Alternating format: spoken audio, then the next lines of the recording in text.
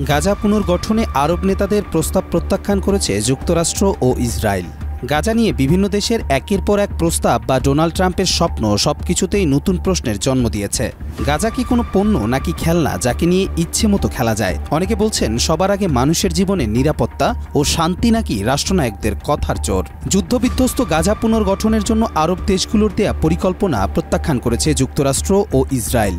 ৪ March মিশরের কায়রোর এক জরুরি সম্মেলনে আরব নেতারা $৫,৩০০ কোটি একটি পুনর্গঠন পরিকল্পনা অনুমোদন করেন।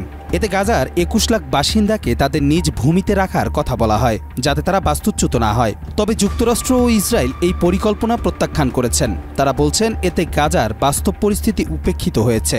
ইসরায়েল মার্কিন প্রেসিডেন্ট ট্রাম্পের পরিকল্পনার প্রতি সমর্থন জানিয়েছে, যেখানে গাজাকে নতুনভাবে গড়ে তোলার জন্য ভিন্ন নীতি গ্রহণের কথা বলা হয়েছে।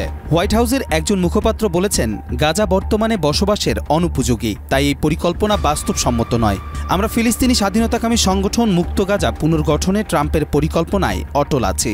যে কোনোভাবেই আজ বা কাল তা বাস্তবায়ন হবে। গাজায় ৭০% ভবন ধ্বংস হয়েছে, স্বাস্থ্য ব্যবস্থা ভেঙে পড়েছে এবং খাদ্য, জ্বালানি ও ওষুধের চরম সংকট দেখা দিয়েছে।